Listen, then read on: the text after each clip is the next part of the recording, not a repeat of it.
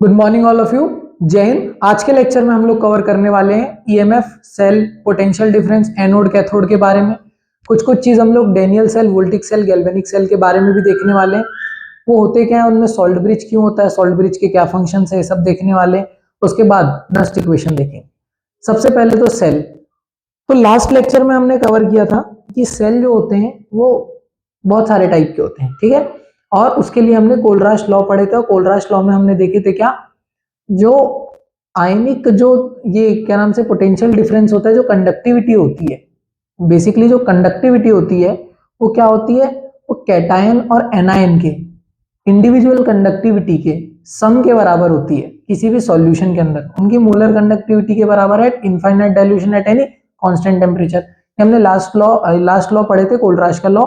और उसके बाद हमने उसके तीन एप्लीकेशन देखे थे। तीन एप्लीकेशन में पहला एप्लीकेशन क्या था, किसी भी वीक इलेक्ट्रोलाइट की कंडक्टिविटी निकालना। दूसरा एप्लीकेशन था किसी भी इलेक्ट्रोलाइट का डिग्री ऑफ डिसोसिएशन निकालना, that is denoted by alpha. और calculation of ionic product of water निकाले थे, ठीक है। ये तीन एप्लीकेशन हमने कोलराश के देख लिए थे। आज से हम करने वाले हैं सेल। सबसे पहले सुनिए आप, सेल क्या होता है। CELL, ये बायोलॉजी वाला सेल नहीं है, ये है केमिस्ट्री वाला सेल। देखिए, अब सेल बहुत सारे टाइप के होते हैं। अगर मैं इनको बेसिकली क्लासिफाई करना चाहूं, सबसे पहले ये क्लासिफाई होते हैं प्राइमरी और सेकेंडरी सेल में। कौन कौन से सेल? प्राइमरी और सेकेंडरी सेल। आज हम प्राइमरी सेकेंडरी के बारे में नहीं पढ़ेंगे, और मैं आपको ब्रीफ इंट्रो दे दे रहा हूं, प्राइमरी और सेकेंडरी सेल क्या होते हैं,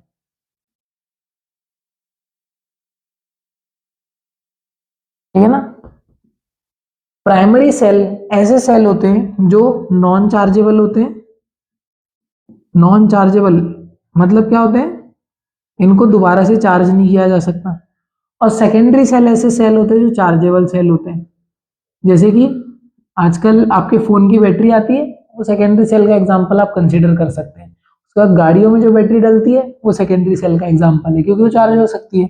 पर जो आप ये जो क्लॉक में जो आप डबल ए बैटरीज डालते हैं, डबल ए सेल डालते हैं, क्या वो चार्ज हो सकता है? नहीं हो सकता, ठीक है। मैं चार्ज होने वाली वो यूएसबी टाइप सी वाले की बात नहीं कर रहा, मैं पैनासोनिक के वो जो 7 रुपए के आते हैं ना, एवर रेडी के, मैं उनकी बात कर रहा हूँ।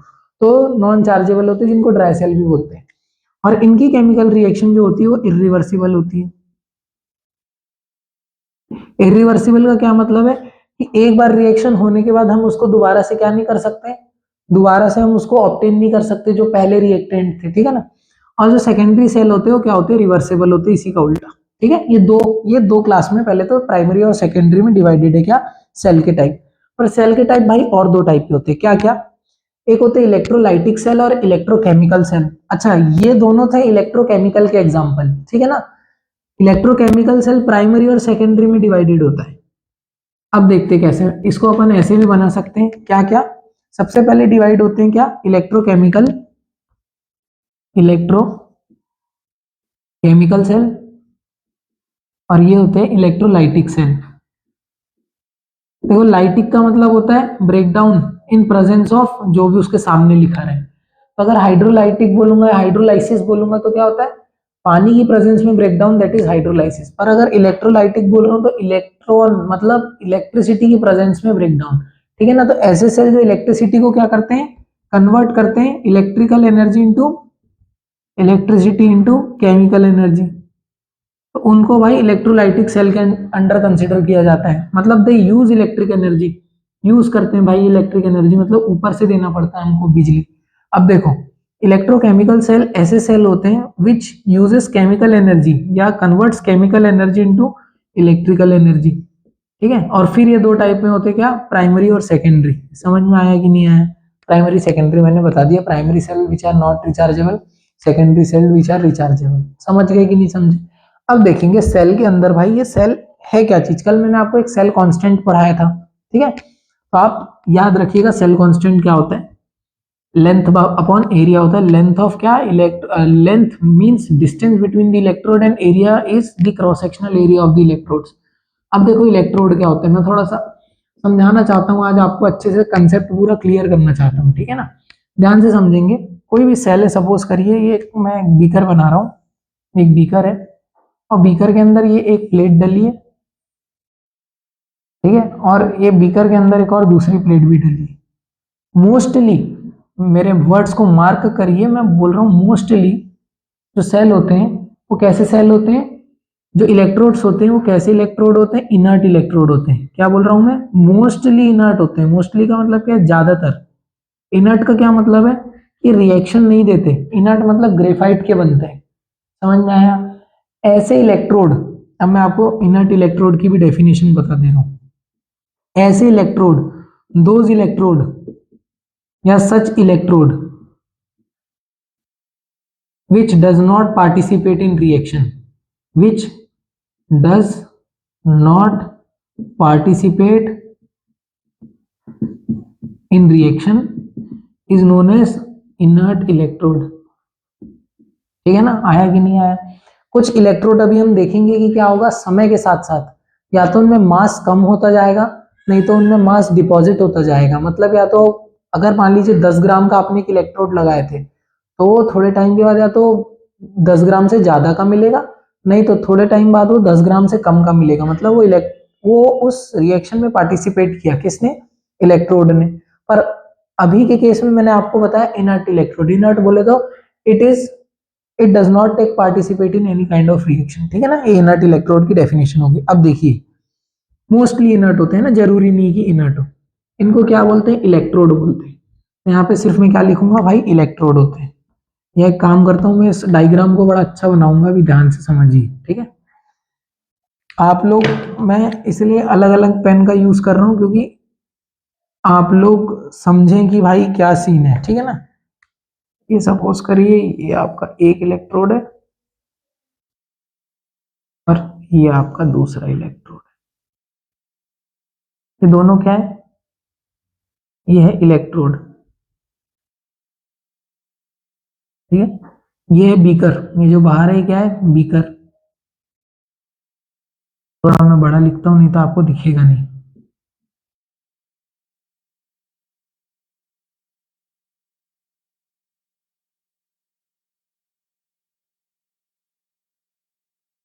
ठीक है, अब देखिएगा, इलेक्ट्रोड भी दो टाइप के होते हैं। यहां से एक होगा एनोड और एक होगा कैथोड। ठीक है ना, एक होगा एनोड और एक होगा कैथोड। अभी एनोड कैथोड कैसे पता करेंगे मैं बताता हूं। जहां पे क्या होगा, जहां पे ऑक्सीडेशन होगी वो एनोड होगा।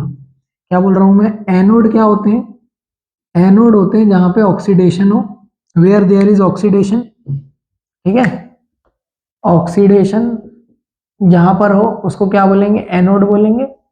और कैथोड पर क्या होगा, कैथोड पर क्या होगा, रिडक्शन होगा। कैथोड पर क्या होगा, रिडक्शन होगा। ठीक है, ये बेसिक प्राइमरी डेफिनेशन है। अब देखिए क्या होगा, ये सेल का कंपोजिशन कैसा है, मैं नॉर्मली एक सेल बना दे रहा हूं। ठीक है ना, अभी कौन सा सेल है मैं ये नहीं बता रहा। ये आया एक वायर, ये किसी रेजिस्टेंस से कनेक्टेड है या कुछ भी, किसी बैटरी या सेल से कनेक्टेड है। और ये सपोज करो मैं इसको ऐसे बाहर इसकी वायरिंग कर दे रहा हूँ, और ये दूसरा ये कनेक्टेड है। अब ये एक बीकर में है, इसीलिए क्या होगा, आयन का फ्लो, ठीक है, डिजायर्ड प्लेस में होगा और रिएक्शन हो जाएगी। ये एक बेसिक एक सेल का स्ट्रक्चर है। अब ये कुछ भी हो सकता है, इलेक्ट्रोलाइटिक भी हो सकता है, इलेक्ट्रोकेमिकल भी हो सकता है, अभी मैं उस पर नहीं जा रहा।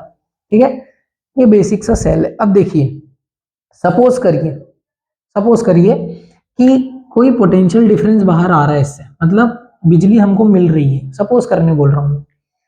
तो ये बिजली हर केस में साइंटिस्टों को अलग अलग मिल रही थी। अलग अलग मिल रही थी का क्या मतलब है, जब वो देखो अभी मैं बताऊंगा है ना। अभी सपोज करो कि एक बीकर है, बीकर के अंदर एक दो इलेक्ट्रोड लगे हैं और कुछ लिक्विड भरा है, और साइंटिस्टों ने अलग अलग मटेरियल की रॉड डाल डाल के देखे उनके अंदर। तो साइंटिस्टों को वी की वैल्यू हमेशा अलग अलग मिल रही थी। ठीक है ना, तो साइंटिस्टों ने क्या किए, बोले कि यार ये वी की वैल्यू मतलब पोटेंशियल डिफरेंस सारे सेल अलग अलग अलग अलग कैलकुलेट कर रहे हैं, तो इसका रीजन क्या है। तो साइंटिस्टों ने एक स्टैंडर्ड इलेक्ट्रोड बनाए। क्या बोल रहा हूं मैं, एक स्टैंडर्ड इलेक्ट्रोड बनाए जिससे सारे सेल की वैल्यू कंपेयर की गई, सारे अदर इलेक्ट्रोड्स की वैल्यू कंपेयर की गई। इलेक्ट्रोड बोले तो एक रॉड। ठीक है ना, अब देखो एक स्टैंडर्ड इलेक्ट्रोड कैसे बना, ध्यान से समझिए। सबसे पहले उन्होंने एक ग्लास, एक बेल जार लिए। ग्लास का बना रहता है बेल जार, समझते हो। बेल जार बोले तो बेल की शेप का, अरे मंदिर में जो घंटी लगी रहती है वो बेल ऐसी रहती है ना, ऐसी शेप की। उसके बाद क्या किए, एक ऐसा बीकर लिए और उसके अंदर क्या किए, एक्चुअली में थोड़ा नैरो भी होता है, डिफर करता है ना। एक ऐसा एक रॉड डाले और एक प्लेटिनम ब्लैक, एक प्लेटिनम ब्लैक का ऐसा इलेक्ट्रोड डिप किए। ठीक है, किसमें डिप किए, यहां पे भरे हाइड्रोजन वाला सॉल्यूशन। क्या भरे, हाइड्रोजन वाला सॉल्यूशन, हाइड्रोजन आयन वाला सॉल्यूशन। ठीक है, hydrogen ion means H plus ion. ठीक है, H minus ion generally exist नहीं करता है ना नॉर्मल स्टेट में। अब देखो, सपोज करो एक इसका सॉल्यूशन है H प्लस और Cl माइनस। ठीक है, इसके अंदर क्या क्या कंपोनेंट है, H प्लस और Cl माइनस। ठीक है ना, मतलब HCl का सॉल्यूशन। इस कंटेनर के अंदर क्या भरा हुआ है, 1 एटमॉस्फेरिक प्रेशर 1 atm में हाइड्रोजन गैस भरी हुई है। क्योंकि मैं आपको बता दूं, इलेक्ट्रोड बनाने की जो प्रोसीजर होती है वो क्या होती है कि जिस चीज का इलेक्ट्रोड होता है उसी चीज का क्या होता है, उसी चीज का सॉल्यूशन होता है। ये आप एक चीज याद रखिएगा। सपोज अभी मैं आपको एक बताता हूं, अगर मैंने क्या किया, अगर मैंने एक बेकर में कॉपर की रॉड डाला, कॉपर की रॉड डाला, तो मेरे को यहाँ पे सॉल्यूशन किसका चाहिए पता है, यहाँ पे या तो कॉपर सल्फेट चाहिए, नहीं तो मेरे को यहाँ पे कॉपर क्लोराइड चाहिए। पर मेरे को अगर रॉड कॉपर की है तो सॉल्यूशन में कॉपर चाहिए ही चाहिए, ये चीज रहती है, मतलब कॉपर के आयन चाहिए ही चाहिए। ठीक है ना, तो यहाँ पे क्या हुआ, हाइड्रोजन गैस 1 एटमॉस्फेरिक प्रेशर में क्या कर दिए, अंदर पे चेंबर के अंदर डाल दिए। अब इससे क्या हुआ, जो ये प्लेटिनम ब्लैक था, ये प्लेटिनम ब्लैक था, ये वायर बाहर निकला हुआ है। ठीक है ना, ये वायर ऐसे ऐसे करके बाहर निकला हुआ है। जो प्लेटिनम ब्लैक था ये क्या करेगा, जरूरत पड़ने पर, क्या बोल रहा हूं मैं, जरूरत पड़ने पर, अभी जरूरत क्या है मैं आगे बताऊंगा। यहां से अगर सपोज करो इलेक्ट्रॉन आ रहे हैं तो यहाँ जो सॉल्यूशन में H प्लस है वो इलेक्ट्रॉन लेगा और क्या बना लेगा, हाइड्रोजन गैस, जो कि हम चेंबर से खोल के इसको क्या कर लेंगे, बाहर ले लेंगे। क्यों, क्योंकि गैस बनेगी हाइड्रोजन गैस, इलेक्ट्रॉन लेके, इलेक्ट्रॉन कहां से आएंगे, बाहर से, जरूरत पड़ने पर। पर अगर ऐसा रहा कि ऐसी स्थिति आई कि इसको इलेक्ट्रॉन बाहर देना पड़ रहा है, तो क्या होगा, ये जो हाइड्रोजन जो हवा थी ये क्या करेंगे, H2 जो था ये प्लेटिनम ब्लैक पे एब्जॉर्ब हुआ है। प्लेटिनम ब्लैक समझते हो क्या होता है, प्लेटिनम ब्लैक भाई मैं आपको बताता हूं, आपने ऑर्गेनिक की रिएक्शन में निकेल, पैलेडियम और प्लेटिनम देखे होंगे, इन तीन चीजों को। ठीक है, और जब आप पीरियोडिक टेबल में देखेंगे तो आपको बड़ा आश्चर्य होगा कि निकेल के नीचे पैलेडियम आता है, पैलेडियम के नीचे प्लेटिनम आता है, प्लेटिनम के बाद गोल्ड आता है, गोल्ड के ऊपर सिल्वर आता है, और निकेल के बाद कॉपर आता है, अगर आप इनको ऐसे देखेंगे तो। ठीक है ना, देख लेना, ये 28 नंबर है, मिल जाएगा आपको, निकेल का 28 नंबर होता है। अब यहाँ पे मैं क्या बात कर रहा हूँ, यहाँ पे मैं इसलिए बोल रहा हूँ क्योंकि जो प्लेटिनम होता है और जो निकेल होता है और जो पैलेडियम होता है ये एज अ कैटलिस्ट काम करते हैं। ये एक ग्राउंड देते हैं हाइड्रोजन को कि इनकी प्राइमरी वैलेंसी आके टूटे और ये अपने बॉन्ड निकेल या प्लेटिनम नहीं तो पैलेडियम के साथ बना ले, और ये जो मॉलिक्यूलर फॉर्म में है ये टूट के किस फॉर्म में आ जाए, एटॉमिक फॉर्म में आ जाए। आप अब 12th के बच्चे, आप इतना समझते होंगे कि जो हाइड्रोजन होता है, जो हाइड्रोजन होता है वो क्या होता है, हाइड्रोजन ऐसे में अगर मैं लिखा हूं तो मॉलिक्यूलर है और ऐसे में लिखा हूं तो एटॉमिक है। ठीक है, यहाँ पे एक चीज और है, क्या ये जो चौड़ी सी है ना रॉड थोड़ी सी बाहर भी निकली रहती है, क्यों, सरफेस एरिया ज्यादा देने के लिए। समझ में आया कि नहीं आया, सरफेस एरिया ज्यादा देने के लिए थोड़ी चिपकी हुई रॉड रहती है। ठीक है ना, क्या होता है, दो हाइड्रोजन मतलब एटॉमिक फॉर्म में एक मॉलिक्यूल टूटता है दो हाइड्रोजन में, कहा, इस सरफेस पे।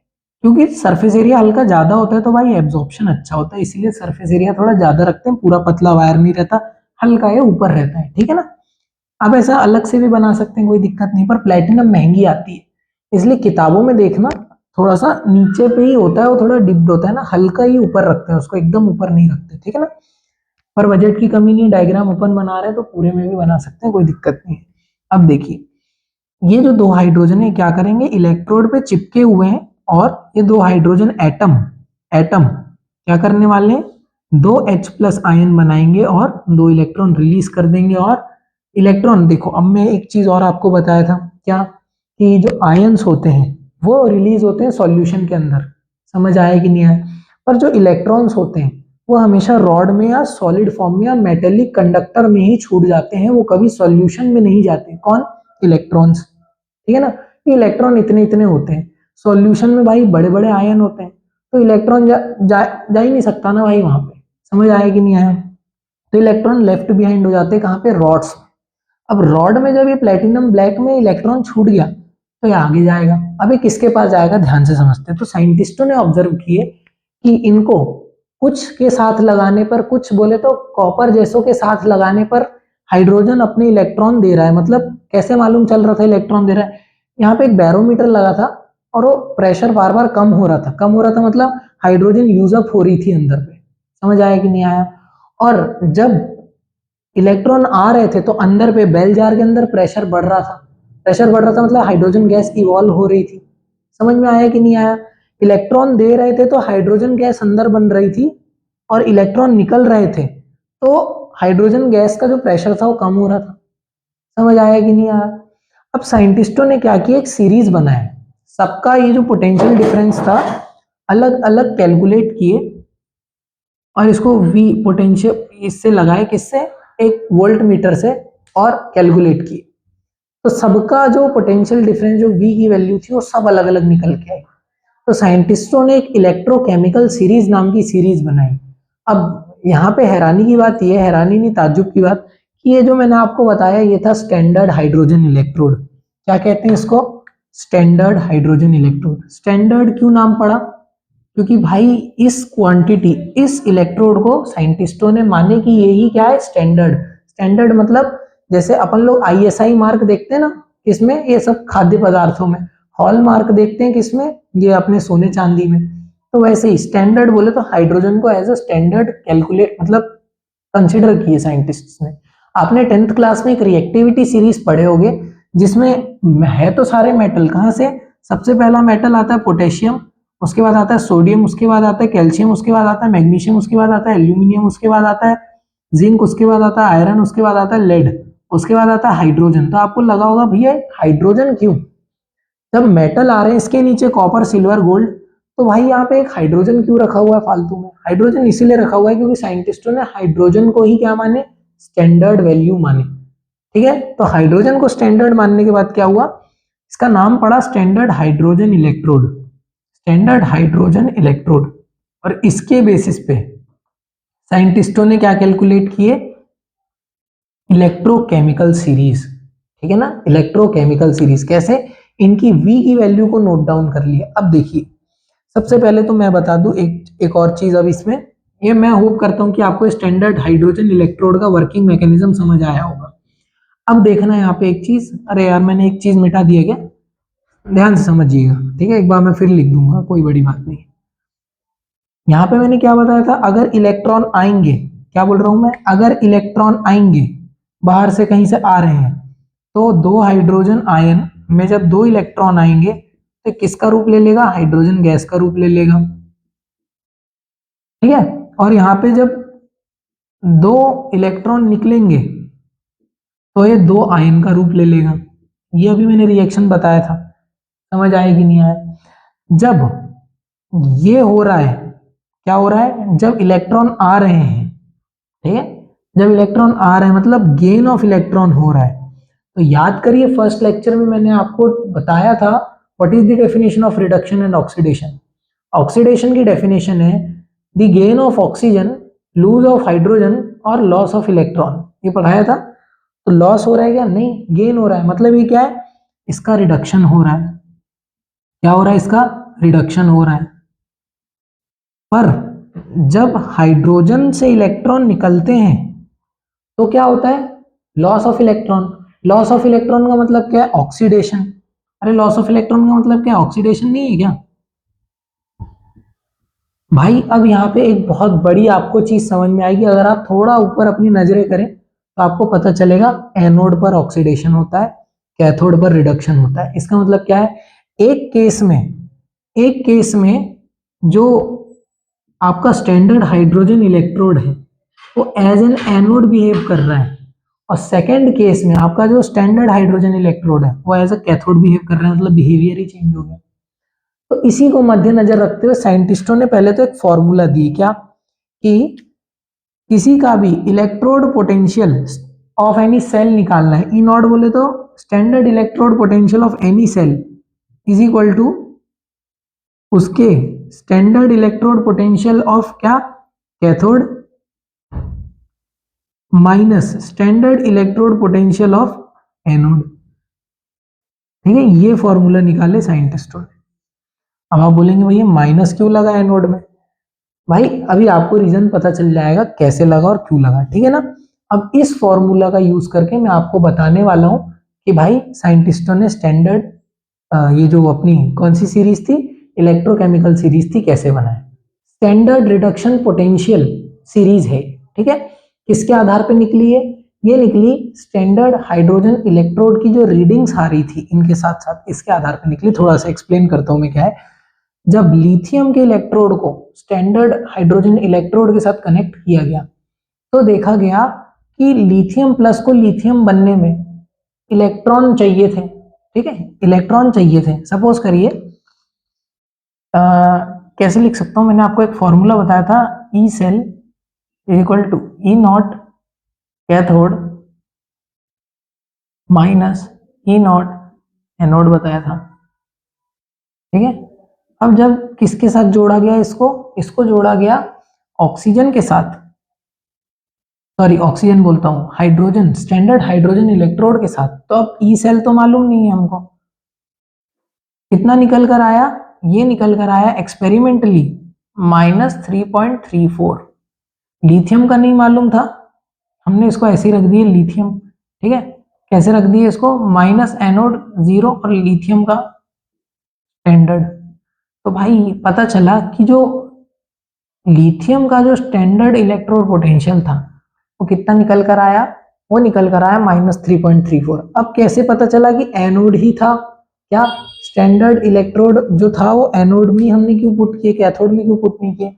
देखो भाई क्यों नहीं किए, क्योंकि लिथियम का इलेक्ट्रॉन क्या हुआ, लिथियम ने अपना इलेक्ट्रॉन लूज किया। क्या किया, लिथियम ने अपना इलेक्ट्रॉन लूज किया। देखो यहाँ पे एक मिस्टेक हो गई है, क्या मिस्टेक हुई है, सबसे पहले देखो, सबसे पहले क्या हुआ, इसको हमने जोड़े स्टैंडर्ड हाइड्रोजन इलेक्ट्रोड के साथ, इसका पोटेंशियल था 0। अब देखिए लिथियम ने अपना इलेक्ट्रॉन लूज किया और क्या बना लिया, लिथियम प्लस प्लस इलेक्ट्रॉन। समझ आया कि नहीं आया, तो लिथियम प्लस और इलेक्ट्रॉन बनाने के बाद ये जो इलेक्ट्रॉन है कहाँ गया, हाइड्रोजन के पास गया, H प्लस के पास गया, और H प्लस में जाके ये इलेक्ट्रॉन ने क्या बनाया, ये बनाया H2 गैस। तो H2 में प्रेशर बढ़, उधर स्टैंडर्ड हाइड्रोजन इलेक्ट्रोड के चेंबर में प्रेशर बढ़ने लगा। मतलब समझ में आया, वो जो रीडिंग आ रही थी, सेल की रीडिंग आई 3.34, ठीक है। अब देखो लिथियम ने क्या किया, lose of electron, loss of electron क्या होता है, ऑक्सीडेशन की रिडक्शन, ऑक्सीडेशन होता है, ठीक है ना। तो अब देखिए वीकेस्ट ऑक्सीडाइजिंग एजेंट, इसका मतलब क्या है, स्ट्रॉन्गेस्ट रिड्यूसर, ठीक है। जो वीकेस्ट ऑक्सीडाइजिंग एजेंट होता है वो रिड्यूसर होता है, ठीक है। तो देखिए स्ट्रॉन्गेस्ट, ये मैंने उल्टा लिख दिया, स्ट्रॉन्गेस्ट रिड्यूसिंग एजेंट होना चाहिए यहाँ पे, strongest reducing agent. Strongest reducing agent का मतलब क्या है, सामने वाले को क्या करा देगा, ये रिड्यूस करवा देगा, और खुद क्या हो जाएगा, खुद ऑक्सीडाइज हो जाएगा। समझ में आया कि नहीं आया, इसका मतलब क्या है, सेल्फ ऑक्सीडेशन, ठीक है ना। अरे जो एजेंट होते हैं वो क्या करते हैं, तो एजेंट आपने देखे होंगे, LIC एजेंट होते हैं, ठीक है, या दुनिया भर के जो एजेंट होते हैं वो खुद क्या करते हैं, खुद बताते और सामने वाले की पॉलिसी क्या कराते हैं, सामने वाले को पॉलिसी देते हैं ना, सामने वाले से पॉलिसी खरीदवाते हैं। समझ आएगी नहीं, सेम यहाँ पे भी यही कॉन्सेप्ट लागू होता है। रिड्यूसिंग एजेंट होता है वो खुद ऑक्सीडाइज होता है, प्रॉफिट उसका खुद का होता है, पर वो सामने वाले को क्या करा देता है, रिड्यूस करवा देता है। सेम चीज लिथियम के साथ, लिथियम ने क्या किया, अपना इलेक्ट्रॉन लूज कर दिया। समझ आया कि नहीं आया, तो losing of electron is known as oxidation. और ऑक्सीडेशन होने के बाद क्या हुआ, या हाइड्रोजन को क्या करवा दिया, रिड्यूस करवा दिया। That's why this is the strongest reducing agent. और मैंने आपको एक चीज क्या बताया था, जो इलेक्ट्रॉन क्या कर दे, जो इलेक्ट्रॉन लूज कर दे मतलब रिडक्शन करा दे, मतलब ये क्या आ जाएगा, कैथोड आ जाएगा। ठीक है, और ये क्या आ जाएगा, ये आ जाएगा एनोड। ये क्या आ जाएगा, एनोड। क्योंकि एनोड पे क्या होता है, ऑक्सीडेशन। एनोड पे क्या होता है, ऑक्सीडेशन। तो लूजिंग ऑफ इलेक्ट्रॉन ऑक्सीडेशन है, लूजिंग ऑफ इलेक्ट्रॉन ऑक्सीडेशन है। तो देखो अभी अपन से गलती हो जाती, लूजिंग ऑफ इलेक्ट्रॉन ऑक्सीडेशन है। अरे लूजिंग ऑफ इलेक्ट्रॉन ही तो ऑक्सीडेशन है। तो ऑक्सीडेशन कहाँ होता है, एनोड पे ऑक्सीडेशन। और गेन ऑफ इलेक्ट्रॉन कहाँ पे होता है, कैथोड पे होता है। ठीक है, मतलब रिडक्शन। तो अब देखो एनोड पे हमको नहीं मालूम था इसकी कितनी वैल्यू आएगी, हमको नहीं मालूम था, तो ये ई नॉट लिथियम का ले लो। और कैथोड पे हमको ये मालूम है कि स्टैंडर्ड हाइड्रोजन इलेक्ट्रोड की वैल्यू हमने कितनी लिख के रखे हैं, 0। माइनस साइन इधर ट्रांसफर होगा, तो अब हमको मालूम चला कि क्या, ई नॉट लिथियम जो आया, लिथियम का स्टैंडर्ड इलेक्ट्रोड पोटेंशियल कितना आया, -3.34। इसका मतलब क्या है, तो इतने पोटेंशियल से क्या करा सकता है, सामने वाले को रिड्यूस करा सकता है। एक बार फिर से समझते हैं, साइंटिस्टों को नहीं मालूम थी वैल्यू, इनने क्या क्या किए, सबसे पहले स्टैंडर्ड हाइड्रोजन इलेक्ट्रोड में डिफरेंट डिफरेंट इलेक्ट्रोड मेटल्स के रख के देखे। उन्होंने सब मेटल के रख के देखे, इनकी वैल्यू आपको गूगल में मिल जाएगी। ठीक है, याद करने की जरूरत नहीं है। यहाँ पे मैं अभी एक ऑब्जर्वेशन वाली चीज बताऊंगा, अभी पहले ध्यान से समझिए। अभी मैंने आपको एक फॉर्मूला बताया था, जो सेल का पोटेंशियल होता है वो कैथोड माइनस एनोड होता है। अब कैथोड का नहीं मालूम है, एनोड का नहीं मालूम, पर मैंने आपको एक चीज बताया हूं, क्या, where there is oxidation there is anode, and where there is reduction there is cathode. उस हिसाब से हमने देखे तो लिथियम के निकल कर आया, वो जब दो सेल को कनेक्ट किए, जो 3 वाली वैल्यू निकल कर आई ना, पोटेंशियल ये मीटर में निकल कर आई, वोल्ट मीटर में। तो वोल्ट मीटर में 3.34 निकल कर आई, मतलब इसको रख दिया। अब देखिए कैथोड की वैल्यू हमने कितनी माने, अभी देखो लिथियम ने अपना इलेक्ट्रॉन दिया, कैसे पता चला, क्योंकि भाई जो हाइड्रोजन का वो जो चेंबर था उसका प्रेशर बढ़ रहा था, इसका मतलब हाइड्रोजन गैस बन रही थी, जिससे क्या मालूम चला कि लिथियम अपने इलेक्ट्रॉन दे रहा है। और लिथियम अपने इलेक्ट्रॉन दे रहा है, इसका मतलब क्या, losing of electron is known as क्या, ऑक्सीडेशन। और ऑक्सीडेशन कहाँ पे होता है, एनोड पे। तो भाई हमने लिथियम के एनोड की जगह लिथियम की वैल्यू मतलब ये पुट कर दी कि जो इलेक्ट्रोड पोटेंशियल है लिथियम का निकल रहा है, और कैथोड पे 0 वैल्यू पुट कर दी, क्योंकि हाइड्रोजन का स्टैंडर्ड माने, स्टैंडर्ड क्या है, स्टैंडर्ड 0 ही तो है। समझ आया कि नहीं आया। तो इससे यहाँ पे इलेक्ट्रोड पोटेंशियल ऑफ लिथियम निकल गया कितना, -3.34। ये क्या निकला, स्टैंडर्ड रिड्यूसिंग पोटेंशियल ऑफ किसका, लिथियम का। मतलब ये इतने पोटेंशियल से रिड्यूस करवा सकता है किसको, जो भी सामने इसका सेल लगाओ। समझ आया कि नहीं आया। अब जैसे जैसे ये चीजें नीचे बढ़ती हैं, ये जैसे जैसे नीचे जाती है, तो देखो increasing strength of oxidising agent, मतलब क्या, नीचे जाएंगे तो ऑक्सीडाइजिंग एजेंट अच्छे मिलेंगे। ऑक्सीडाइजिंग एजेंट का मतलब क्या होता है, सामने वाले को ऑक्सीडाइज कराएंगे, सामने वाले को ऑक्सीडाइज कराएंगे, इसका मतलब क्या है, सामने वाले से इलेक्ट्रॉन जल्दी एक्सेप्ट करेंगे। What do you mean by strength of oxidising, मतलब they will accept the electron easily. ठीक है, और increasing strength of reducing agent का मतलब ये क्या है, सामने वाले को इलेक्ट्रॉन अपना जल्दी देंगे। समझ आया कि नहीं आया। जितने जल्द से जल्द हो सके लोग अपना इलेक्ट्रॉन निकाल के दे देंगे। कौन, ये ऊपर वाले, जैसे कि लिथियम, पोटेशियम, सीजियम आपने सुने होंगे। ये सब कहाँ, ये सब एस ब्लॉक के अल्कली मेटल्स हैं। Alkali metal they are highly reactive. अब यहाँ से स्टैंडर्ड ये जो रिड्यूसिंग सीरीज है, इसका मैं आपको एक चीज बता रहा हूँ। आपने ऐसे ही अभी मैंने थोड़ी देर पहले यहाँ पे एक चीज बनाया था, क्या, आपकी 10th क्लास की एक रिएक्टिविटी सीरीज। आपको थोड़ा सा रिसेम्बलेंस दिखेगा कि हाँ यार ये रिएक्टिविटी सीरीज है, क्योंकि जो मेटल जितना ज्यादा रिएक्टिव होता है, रिएक्टिव होने का क्या मतलब है, what do mean by reactive होना।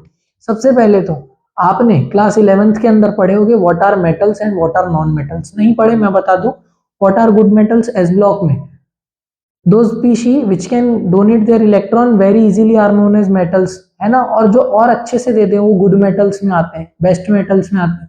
बेस्ट मेटल में आपने सीजियम फ्रांसियम लिखी होगी लास्ट ईयर। तो भाई देखो यहाँ पे पूरे तुमको एस ब्लॉक के मेटल मिलेंगे।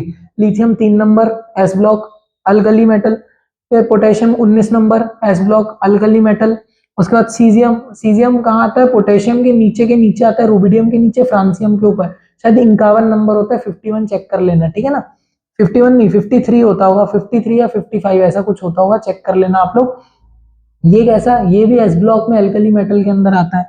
उसके बाद बेरियम, बेरियम आता है सीजियम के बाद। समझ में आया कि नहीं आया, सीजियम, बेरियम, लैंथेनम, हैफ्नियम। तो ये भी एस ब्लॉक का ही पार्ट है, क्या, अल्कली अर्थ मेटल।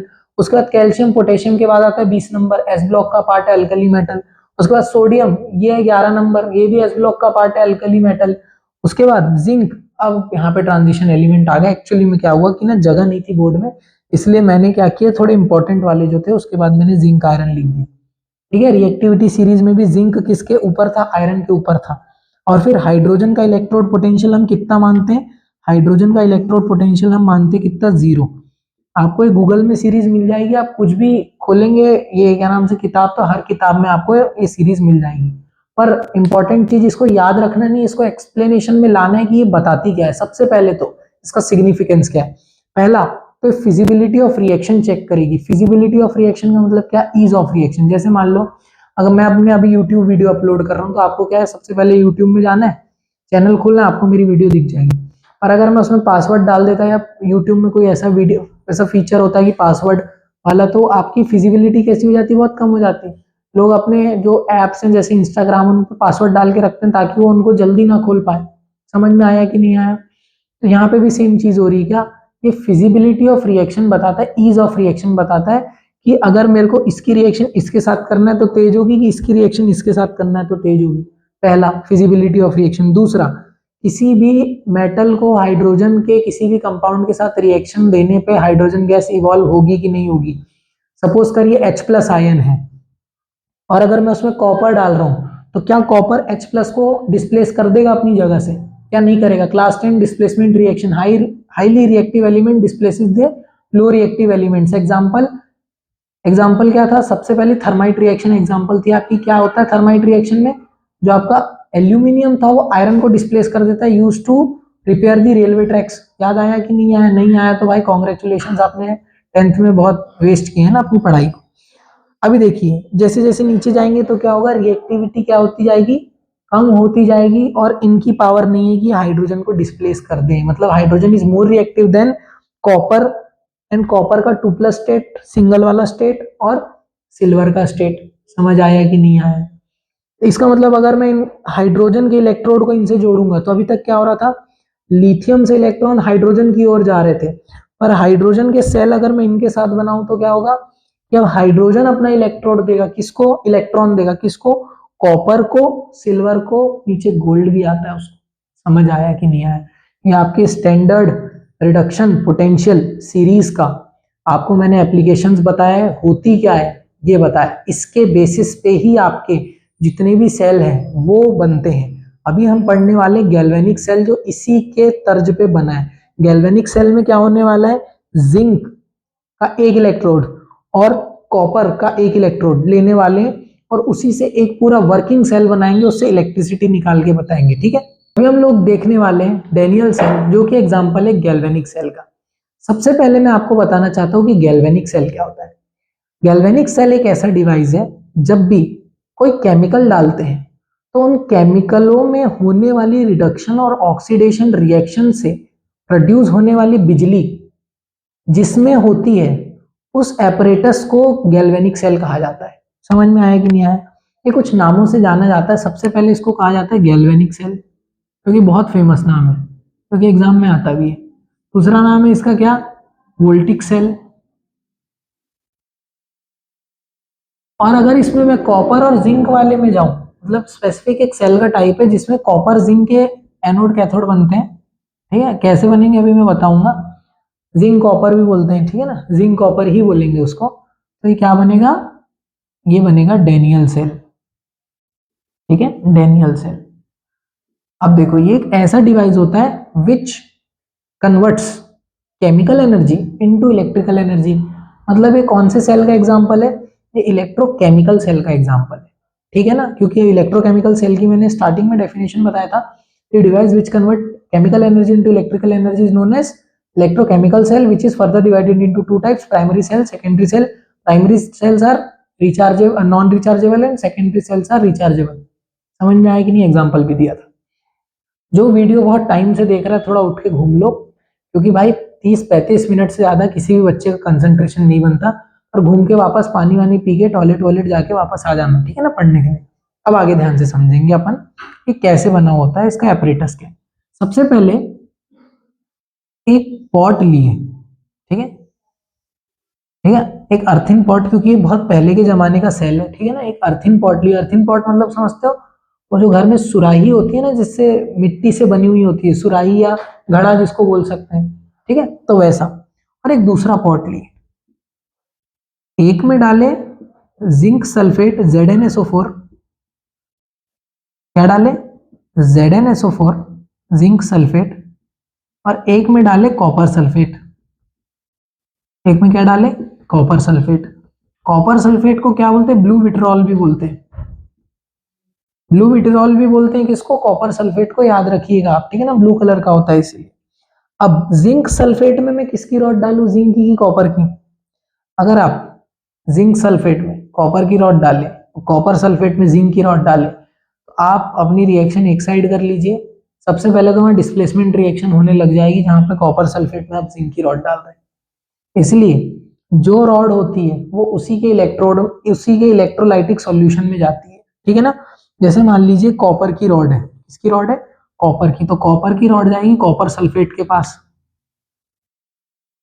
कॉपर की रॉड जाएगी किसके पास, कॉपर सल्फेट के पास, और जिंक की रॉड जाएगी किसके पास, जिंक सल्फेट के पास। अरे तुम अपनी पेरेंट्स के पास जाओगे ना, जब दिन भर में थके हारे रहते हो स्कूल स्कूल से, अपने ही घर जाओगे ना, दोस्त के घर थोड़ी भागोगे। इसका भी सेम यही सीन रहता है, ठीक है ना। अभी देखो क्या होता है, इतना तो हो गया, ये डिप्ड रहती है इसके अंदर, इलेक्ट्रोलाइटिक सॉल्यूशन के अंदर। कुछ बच्चे इसको ऊपर बना देते हैं, ऊपर बना देते हैं इन द सेंस वो डिप ही नहीं करवाते भाई इलेक्ट्रोलाइटिक सॉल्यूशन में, भाई गलत हो जाएगा, ठीक है ना, अगर ऐसा नहीं करोगे तो। अब ध्यान से समझना, अब क्या होता है, इसको कनेक्ट करते किससे, एक सॉल्ट ब्रिज से। अभी सॉल्ट ब्रिज क्या होता है, कौन सी बला है मैं बताऊंगा, है ना। पर अभी के लिए सपोज करो कि एक ब्रिज है, एक ऐसा ट्यूब है, inverted U shape tube, in which the cotton plug are there on both the ends. क्या है, कॉटन प्लग, ठीक है, और ये लगा रहता है, और इसका नाम है क्या, सॉल्ट ब्रिज। क्या नाम है इसका, सॉल्ट ब्रिज, ठीक है। अब देखो, यहां से एक वायर कनेक्टेड है, और एक पोटेंशियल डिफरेंस को मेजर करने वाला वोल्ट मीटर है, और कॉपर से कनेक्टेड है, ठीक है ना, दोनों रॉड। अब देखिए भाई, अब इसका मैकेनिज्म समझिएगा, ठीक है ना, बहुत प्यार से समझाऊंगा मैं। कॉपर सल्फेट जो है, कॉपर सल्फेट में क्या होता है, it breaks down into two ions. First of all copper 2+ ion and sulphate 2- ion. ये जो रॉड है किसकी रॉड है, कॉपर की रॉड है, एग्जाम में ऐसे ही बनाएंगे जैसे मैं बना रहा हूं। ये है जिंक की रॉड, और इसके जो सॉल्यूशन में है वो जिंक 2+ आयन है, और सल्फेट 2+ 2- आयन है, ठीक है। ये आपका कंपोजिशन है, ठीक है, डायग्राम अच्छा दिख रहा होगा, मैं ऐसा उम्मीद कर रहा हूं, ठीक है ना। अब ध्यान से समझिए, अभी मैंने पढ़ाया था क्या, स्टैंडर्ड रिडक्शन पोटेंशियल वाली सीरीज, उसमें हमने देखे थे कि जिंक ऊपर होता है कॉपर से। रिएक्टिविटी की बात करें तो जिंक बहुत ऊपर है भाई कॉपर से, ठीक है ना। सबसे पहले एल्यूमिनियम के नीचे जिंक आएगा, जिंक के नीचे पहले आयरन आएगा, आयरन के नीचे लेड आएगा, लेड के नीचे हाइड्रोजन आएगा, हाइड्रोजन के नीचे आएगा कॉपर। भाई समझ आया कि नहीं आया। तो एक बात तो साफ है, कौन किसको अपना इलेक्ट्रॉन दे सकता है, जिंक अपना इलेक्ट्रॉन कॉपर को दे सकता है। समझ में आया कि नहीं आया, because zinc is more reactive than copper, and zinc is above hydrogen and copper is below hydrogen in the series. समझ आया कि नहीं आया। अब ध्यान से समझेंगे क्या करेगा जिंक, जिंक बोलेगा, जिंक सॉलिड बोलेगा, यहाँ पे स्टेट थोड़ा मेंशन कर लेना भाई, आपको फायदा देगी, ठीक है ना। जिंक सॉलिड बोलेगा कि भाई काम कर तू जिंक एक्वस बन जा, आयन बना ले। आयन हमेशा एक्वस में डील करते हैं, एक्वस स्टेट में ही पाए जाते हैं, तो कृपया करके इस चीज को क्लियर रखिएगा। और ये जो 2 इलेक्ट्रॉन थे वो कहाँ पे छोड़ दिया अपने जिंक ने, यहीं पे छोड़ दिया। अरे मान लो तुम बाहर पढ़ाई करने जाते हो, तुम कहीं पे भी कोटा वगैरह या एलन इंदौर जाते हो, तो तुम क्या अपना पूरा घर लेके साथ में जाते हो क्या, नहीं, तुम्हारा घर कहाँ रहता है, तुम्हारे स्टेट में, तुम्हारे जहाँ पे पैदा हुए हो तुम, या जहाँ पे भी घर होगा वहीं रहेगा वो, ये तुम्हारे साथ तो जाएगा नहीं। तो सेम चीज इलेक्ट्रॉन भी रहती है, वो अपनी रॉड पे रह जाती है, जाता सिर्फ आयन है। समझ आया कि नहीं आया। तो ये जिंक आयन कहाँ चला गया, सॉल्यूशन में चला गया, Zn2+, ठीक है। ये Zn2+ कहाँ चला गया, सॉल्यूशन में चला गया, इलेक्ट्रॉन ही रह गया। अब ये इलेक्ट्रॉन कहाँ से कहाँ जाएंगे, इस रॉड से उठ के उस कॉपर की रॉड तक जाएंगे, ठीक है ना। और यहाँ पे भाई मेंशन करना मत भूलना इलेक्ट्रॉन, क्यों, क्योंकि अगर आप मेंशन करना भूल गए तो आपके नंबर कट जाएंगे। क्योंकि क्या शो होता है हमेशा, करंट का फ्लो शो होता है, इलेक्ट्रॉन का फ्लो शो नहीं होता। और अगर आपको इलेक्ट्रॉन का फ्लो शो करना है, then you have to mention the electron sign with the flow of electrons. समझ में आया कि नहीं आया। अब ये जो 2 इलेक्ट्रॉन थे, ये जाके वहां रुक तो नहीं गए होंगे, जैसे रेलवे स्टेशन में के बाजू में वो नहीं होता है, ट्रेनें खड़ी हो जाती हैं धुलाई के लिए, तो ऐसा तो होगा नहीं। तो इलेक्ट्रॉन क्या करेगा, ये इलेक्ट्रॉन जाएगा कॉपर 2+ आयन। अब ये इसके पास कॉपर 2+ आयन होंगे इस रॉड के पास, अरे होंगे ना, ऐसा तो नहीं कि रॉड से दूर दूर होंगे, तो पूरे में कॉपर 2+ आयन होंगे। ठीक है, किसके पास, ये रॉड के पास। अब ये दो इलेक्ट्रॉन जाएंगे और किस किस के पास लगेंगे, कॉपर 2+ के पास जाके बोलेंगे एक काम कर भाई, हमको जिंक ने बेघर कर दिया है, तो हमारे पास आ जा। तो ये जो दो इलेक्ट्रॉन है कॉपर 2+ के पास गए और क्या बना लिए, कॉपर सॉलिड बना लिए। मतलब यहाँ पे कॉपर, जो प्योर कॉपर था वो डिपॉजिट होने लग गया। ठीक है, यहाँ पे कहाँ पे, कॉपर रॉड के आजू बाजू में जो प्योर कॉपर था वो डिपॉजिट होने लग गया। आप थोड़ा सा ऐसा अपने डायग्राम को इंफॉर्मेटिव भी बना सकते हैं, समझ आया कि नहीं आया। अब यहाँ पे दो चीज देखिए, सबसे पहले क्या, loss of electron from zinc is known as क्या, चाहे वो जिंक से हो चाहे वो किसी से भी हो, लॉस ऑफ इलेक्ट्रॉन मतलब होता है ऑक्सीडेशन। क्या होता है, ऑक्सीडेशन।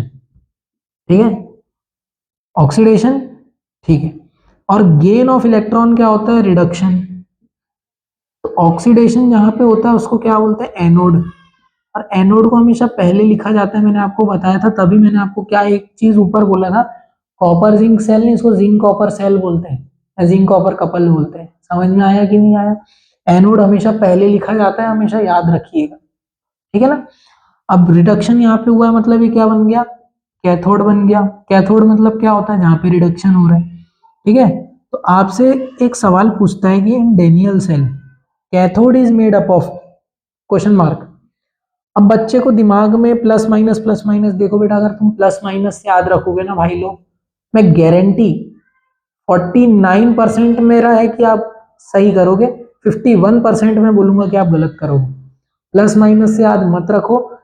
एनोड की डेफिनेशन है where there is oxidation there is anode, बस ऐसे याद रख लो। रॉड पे अगर ऑक्सीडेशन हो रहा है मतलब क्या है, एनोड है। समझ आया कि नहीं, ये डेनियल सेल का पूरा कंसेप्ट है। ठीक है, ये है हाफ सेल रिएक्शन एनोड की, ये है हाफ सेल रिएक्शन कैथोड की। अगर मेरे को फुल सेल रिएक्शन लिखना है तो कैसे लिखूंगा, दोनों को ऐड ऑन कर दूंगा, दोनों को क्या कर दूंगा, ऐड ऑन कर दूंगा। भाई उसको ऐड मत कर देना, ठीक है ना। दो इलेक्ट्रॉन से दो इलेक्ट्रॉन कैंसिल, तो ये क्या बन के आएगा, जिंक प्लस कॉपर 2+, क्या आएगा ये सॉलिड, ये एक्वस, तो क्या देगा ये zinc 2+ plus copper solid aqueous. अगर आपको चेक करना है आपने गलत किए कि नहीं, तो आप ये चार्ज चेक करें। ठीक है, यहां से 0 से +2 मतलब +2 चार्ज, और यहाँ पे +2 और 0 तो कितना हो गया, +2 हो गया। मतलब आपकी सेल रिएक्शन कंप्लीट है और सही है। ठीक है ना। और दो इलेक्ट्रॉन कटने का ये मतलब नहीं है कि भाई हमने कुछ अनबैलेंस कर दी, बिल्कुल ऐसा नहीं। समझ आया कि नहीं। ऐसी चीज आप पेपर में नहीं करेंगे। आप हाफ सेल रिएक्शन एनोड की अलग लिखेंगे, कैथोड की अलग लिखेंगे, और उसके बाद ये पूरी एक अलग से डब्बे में बंद करके आएंगे। ये मैंने आपको एक्सप्लेन करने के लिए बताया, क्योंकि बुक में सीधी यही दी रहती है। अब हमको ये समझ नहीं आता कि ऐसे जाके ये क्यों हुआ, क्योंकि हम बचपन से क्या रिएक्शन पढ़ रहे हैं, मान लो जिंक प्लस HCl पढ़ रहे हैं, और क्या पढ़ रहे हैं इसके आगे ZnCl2 प्लस H2 या H2 हाइड्रोजन गैस, ये पढ़ रहे हैं। हमको सीधा जब ये दिखता है ना तो ये थोड़ा सा समझ में नहीं आता, ऐसा लगता है कि ये थोड़ा अजीब है। ठीक है ना, तो ये आई है यहां से, और ये आए हैं इसके पहले जो मैंने एनोड कैथोड स्टैंडर्ड हाइड्रोजन क्या नाम से इलेक्ट्रोड SHE पढ़ाया, उसके बाद वो पूरी सीरीज पढ़ाया इलेक्ट्रोकेमिकल वाली, तो यहाँ से आया भाई। तो ये चीजों को याद रखना, ठीक है ना, ये एक बार में नहीं बनेगा, तो पीछे के वीडियो स्किप मत करना। अब देखना इनमें ध्यान देने वाली बात क्या है। सबसे पहले इसमें ध्यान देने वाली बात है सॉल्ट ब्रिज, क्योंकि बहुत बच्चों को क्यूरियोसिटी हो रही होगी भैया सॉल्ट ब्रिज ये क्या है। देखो भाई लोग, एक कैपिलरी होती है, क्या होती है कैपिलरी। कैपिलरी क्या होती है, बायो वालों को अच्छे से पता रहता है कैपिलरी क्या होती है। पतली सी एक ट्यूब होती है कांच की, जो कि यू शेप ट्यूब होती है, और उसके दोनों एंड्स पे क्या रहता है, कॉटन प्लग होता है। कॉटन प्लग का क्या मतलब है कि रुई के टुकड़े रहते हैं, ऐसे बंद रहते हैं। अब इसके अंदर क्या रहता है, इसके अंदर रहता है आयन K+ और Cl-, कुछ भी ले सकते हैं पर KCl ही लेते हैं। क्यों, ध्यान से समझिएगा। समय के साथ क्या होगा, यहाँ पे जिंक आयन की संख्या बढ़ेगी। ठीक है, जिंक आयन बढ़ते जाएंगे बढ़ते जाएंगे बढ़ते जाएंगे, और क्या हो जाएंगे, सल्फेट आयन से बहुत ज्यादा हो जाएंगे और यहाँ पे क्या होगा, समय के साथ कॉपर खत्म होते जाएगा तो क्या बचेगा, सिर्फ सल्फेट आयन बचेगा। कॉपर पूरा ऐसे यहाँ पे क्या हो जाएगा, डिपॉजिट हो जाएगा। तो यहाँ पे क्या हो जाएगा, इन दोनों एक ऐसा बैरियर क्रिएट कर देंगे जिसके कारण ये इलेक्ट्रॉन यहाँ जा ही नहीं पाएंगे। अरे समझ में आया, क्योंकि अगर जाएंगे भी तो यहाँ सल्फेट आयन में माइनस चार्ज है, मतलब सॉल्यूशन पहले से ही मतलब अब अलाउ नहीं कर रहा है और इलेक्ट्रॉन को अंदर आने, क्योंकि वो सॉल्यूशन पूरा पोलराइज हो गया है, मतलब एक पूरा एक पोल पकड़ लिया है, इधर पॉजिटिव इधर नेगेटिव दोनों साइड में। इसको टैकल करने के लिए साइंटिस्ट ने क्या किया, एक सॉल्ट ब्रिज लगाया, जिसके कारण क्या हो सकता है, थोड़े समय के लिए ये जो नेगेटिव वाले आयन है ये उस जगह जा सकते हैं जहां पे पॉजिटिव आयन ज्यादा हो, और जो पॉजिटिव वाले आयन है ये ऐसी जगह जा सकते हैं जहां पे नेगेटिव आयन ज्यादा हो।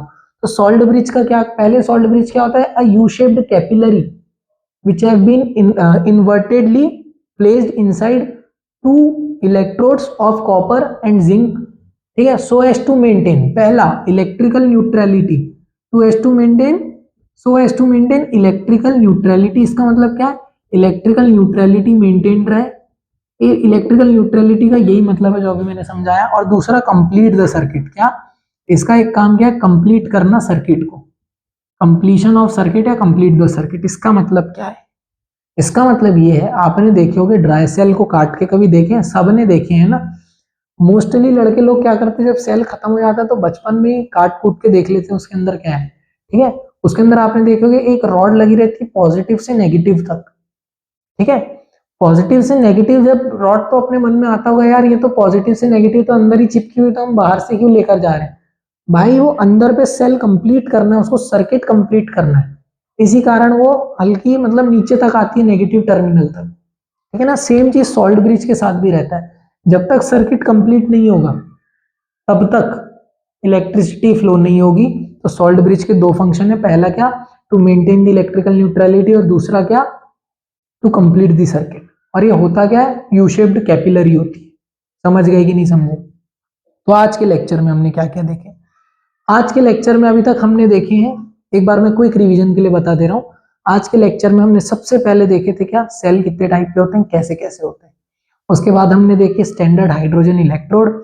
उसके बाद हमने देखे क्या, उससे बनी हुई स्टैंडर्ड रिडक्शन पोटेंशियल वाली सीरीज, इसको स्टैंडर्ड रिडक्शन इलेक्ट्रोकेमिकल सीरीज भी बोलते थे। उसके बाद हमने देखी क्या, उसी से जो डेराइव हुई चीज है क्या, एक गैल्वेनिक वोल्टिक डेनियल सेल। इसमें हमने देखे पूरा एक स्ट्रक्चर, स्ट्रक्चर देखने के बाद इसकी half cell reaction, half cell मतलब एक एक इलेक्ट्रोड की फिर दूसरे इलेक्ट्रोड की, और इसको कंप्लीट करके फुल सेल रिएक्शन देखे, ठीक है। और हमने देखे क्या, कैपिलरी, ये क्या होती है, ये सॉल्ट ब्रिज के फंक्शन और सॉल्ट ब्रिज क्या होता है, ठीक है ना। अब हम देखने वाले improvise Daniell cell. Improvise Daniell cell का मतलब क्या होता है, इम्प्रोवाइज मतलब होता है इम्प्रूव। अब देखो यहाँ पे सॉल्ट ब्रिज लगाने की जरूरत पड़ी, सॉल्ट ब्रिज नहीं लगाते, क्या करते, ऐसे बीकर लेते, एक ऐसा बीकर लेते, अंदर पे लगाते क्या, अंदर पे लगाते जिंक की क्या, एक प्लेट, और इसमें डालते क्या, जिंक सल्फेट, क्या डालते, जिंक सल्फेट। और यहां पे लगाते क्या, इसके बीकर में क्या, वायर।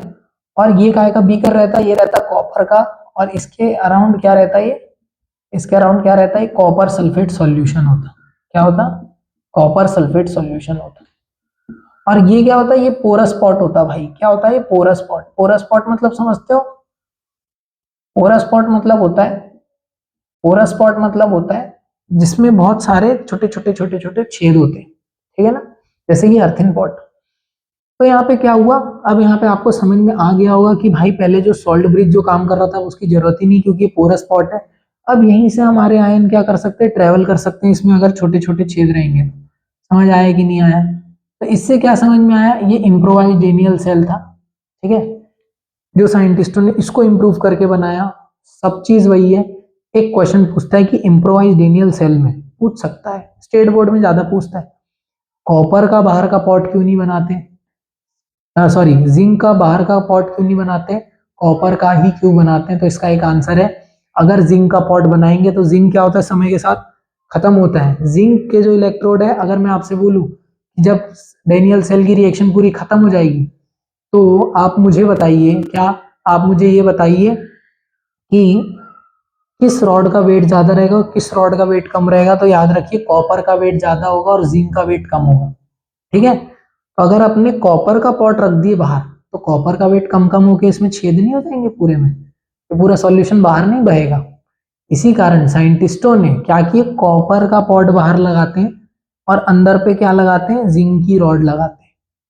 समझ आया कि नहीं आया? एक मैं आपको और डिटेलिंग के लिए बता दूं, आपको कई बार पूछ लेता है कि डेनियल सेल का पोटेंशियल डिफरेंस कितना होता है, मतलब ये कितना आता है, तो ये आता है 1.1 वोल्ट ईएमएफ। ठीक है, अब यहाँ से एक नई टर्म आई ईएमएफ। ठीक है ना, अभी आज मैं आपको ईएमएफ और पोटेंशियल डिफरेंस एक्सप्लेन कर देता हूँ। नेक्स्ट इक्वेशन अपन कल से करेंगे। ठीक है ना, अभी देखिए what do you mean bye EMF. EMF होता है इलेक्ट्रोमोटिव फोर्स, इलेक्ट्रोमोटिव फोर्स जो कि एक सेल या बैटरी प्रोड्यूस करती है। ठीक है, मैक्सिमम जितना भी पोटेंशियल डिफरेंस प्रोड्यूस होता है वो होता है ईएमएफ। और पोटेंशियल डिफरेंस क्या होता है, पोटेंशियल डिफरेंस किसी भी सर्किट के दो पॉइंट के अक्रॉस निकाला जा सकता है। समझ आया कि नहीं आया?